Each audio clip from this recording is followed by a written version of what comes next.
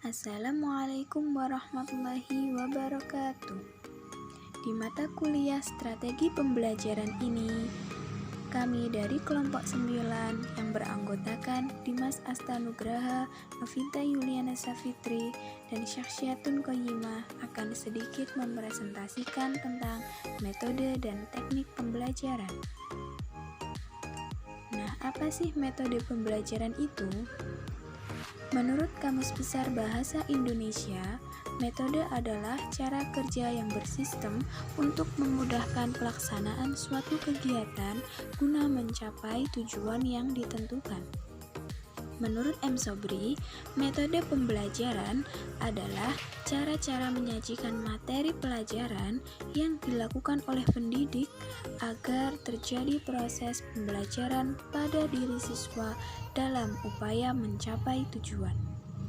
Nah, berdasarkan pengertian di atas, metode pembelajaran dapat diartikan sebagai cara yang digunakan untuk mengimplementasikan rencana yang sudah disusun dalam bentuk kegiatan nyata serta praktis untuk mencapai tujuan pembelajaran.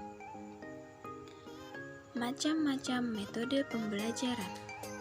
Yang pertama ada metode ceramah, yaitu penerangan secara lisan dari guru kepada siswanya. Yang kedua, metode demonstrasi, yaitu dengan cara penyajian bahan pelajaran dengan memperagakan. Jadi, guru memperagakan apa yang sedang dipelajari kepada siswanya. Yang ketiga, metode diskusi, yaitu suatu cara mengelola pembelajaran dengan penyajian materi melalui pemecahan masalah atau analisis suatu masalah. Yang keempat, metode pemberian tugas. Nah, cara mengajar ini yaitu dengan menyajikan materi melalui penugasan siswa agar siswa melakukan suatu pekerjaan.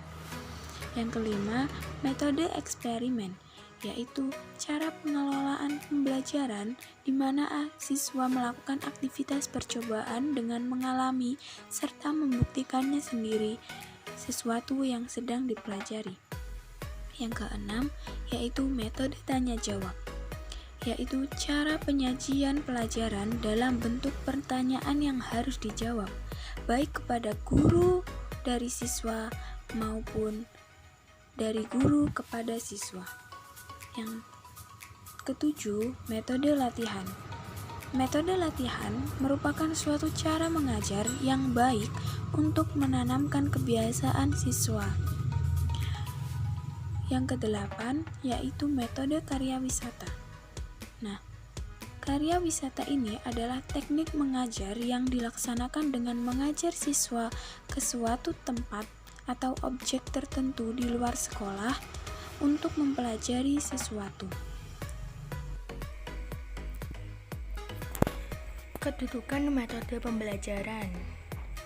Yang pertama, pemberian dorongan, yaitu cara yang digunakan sumber belajar dalam rangka memberikan dorongan kepada warga belajar untuk terus mau belajar. Yang kedua, pengungkap tumbuhnya minat belajar, merupakan cara dalam menumbuhkan rangsangan untuk tumbuhnya minat belajar warga belajar yang didasarkan pada kebutuhannya. Yang ketiga, penyampaian bahan ajar, yaitu cara yang digunakan sumber belajar dalam menyampaikan bahan dalam kegiatan pembelajaran. Yang keempat, pencipta iklim belajar yang kondusif, yaitu cara untuk menciptakan suasana belajar yang menyenangkan bagi warga belajar untuk belajar. Yang kelima, tenaga untuk melahirkan kreativitas, yaitu cara untuk menumbuhkan kreativitas warga belajar sesuai dengan potensi yang dimilikinya.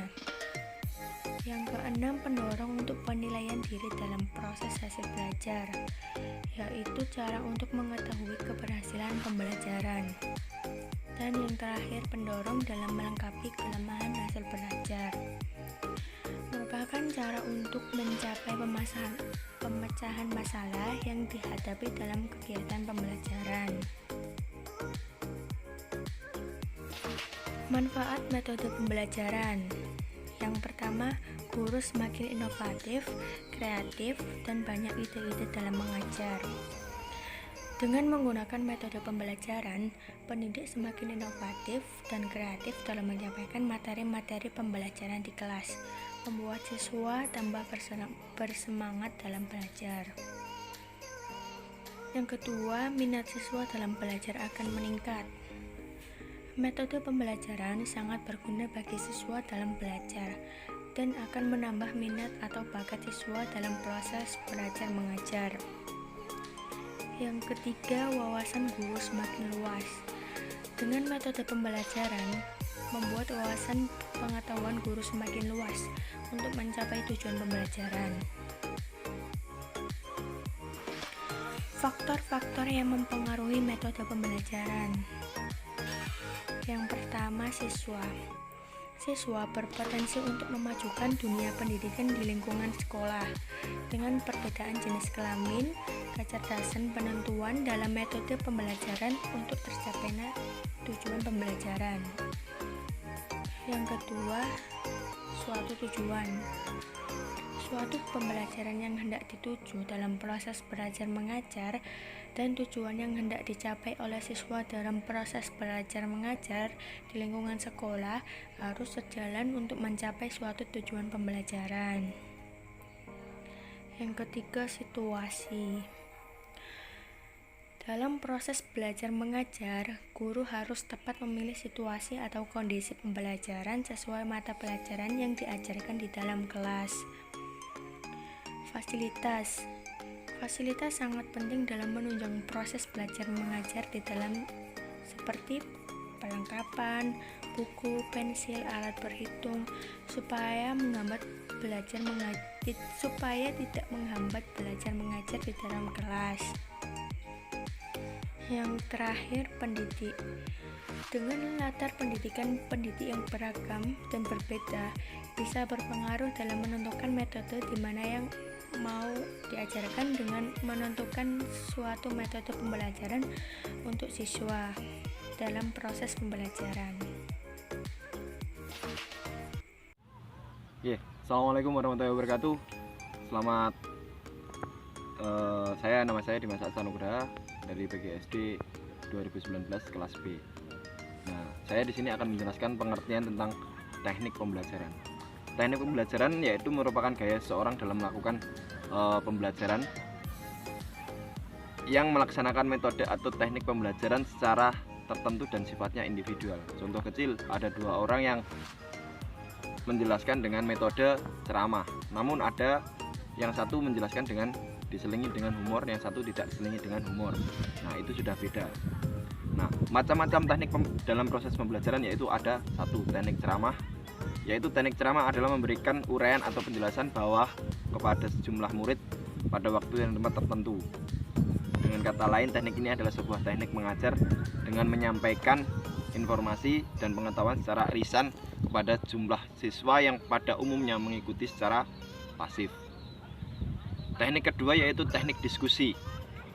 Teknik diskusi adalah salah satu teknik belajar mengajar yang dilakukan oleh seorang guru di sekolah, yang dimana teknik ini terjadi proses interaksi antara dua individu atau lebih.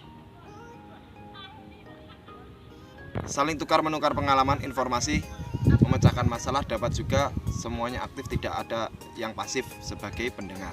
Itu. Teknik yang ketiga yaitu teknik tanya jawab.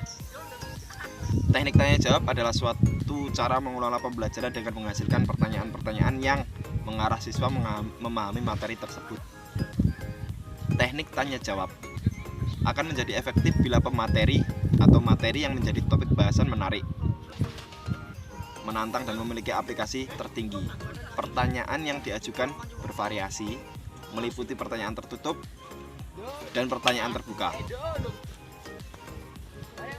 Yang keempat yaitu teknik pembelajaran, teknik pemberian tugas individu atau kelompok. Teknik pemberian tugas adalah cara mengajar atau penyajian materi melalui penugasan siswa untuk melakukan suatu pekerjaan, pemberian tugas secara individual atau kelompok. teknik kelima yaitu teknik penemuan atau discovery dan simulasi. Teknik penemuan merupakan proses di mana seorang siswa melakukan proses mental yang harus mampu mengasimilasikan suatu konsep atau prinsip. Yang dimaksud proses mental ialah mengamati, mencerna, mengerti, dan menggolong-golongkan, membuat dugaan, membuat kesimpulan, dan lain sebagainya. Sedangkan prinsip ialah siswa dibiarkan menemukan sendiri atau mengalami mental itu sendiri. Guru hanya membimbing atau memberikan instruksi. Teknik keenam yaitu teknik inquiry. Inquiry adalah teknik pengajaran guru di depan kelas di mana guru membagi tugas meneliti suatu masalah ke kelas. Siswa dibagi menjadi beberapa kelompok dan masing-masing kelompok mendapatkan tugas tertentu yang harus dikerjakan. Kemudian mempelajari, meneliti dan memahami tugasnya di dalam kelompok tersebut. Kemudian dibuat laporan. Teknik inquiry merupakan kegiatan pembelajaran yang melibatkan secara maksimal seluruh kemampuan siswa untuk mencari dan menyelidiki suatu benda, manusia, atau peristiwa secara sistematis, kritis, dan logis analitis sehingga mereka dapat merumuskan sendiri penemuan dengan penuh percaya diri. Selanjutnya teknik eksperimen dan demonstrasi. Teknik eksperimen merupakan salah satu cara untuk mengajar di mana seorang siswa diajak untuk beruji coba atau mengadakan pengamatan, kemudian hasil pengamatan itu disampaikan di kelas dan dievaluasi oleh guru. Teknik demonstrasi merupakan teknik mengajar di mana seorang instruksi atau tim guru menunjukkan, memperlihatkan suatu proses. Selanjutnya, teknik karya wisata. Teknik karya wisata merupakan teknik mengajar yang dilaksanakan dengan mengajak siswa ke suatu tempat atau objek tertentu di luar sekolah untuk mempelajari atau menyelidiki sesuatu. Selanjutnya yaitu teknik bimbingan atau tutorial. Teknik bimbingan atau tutorial adalah suatu proses pengelolaan pembelajaran yang dilakukan melalui proses bimbingan yang diberikan atau dilakukan oleh guru kepada siswa baik secara perorangan atau kelompok kecil siswa. Peran guru sebagai fasilitator, moderator, motivator, pembimbing yang sangat dibutuhkan siswa untuk mendampingi mereka membahas dan menyelesaikan tugas-tugasnya. Yang terakhir, teknik problem solving. Teknik problem solving, pemecahan masalah, bukan hanya sekedar teknik mengajar, tapi juga merupakan suatu teknik berpikir sebab dapat melakukan teknik-teknik lainnya yang dimulai dengan mencari data kesimpulan sampai kepada menarik kesimpulan. Cukup, terima kasih.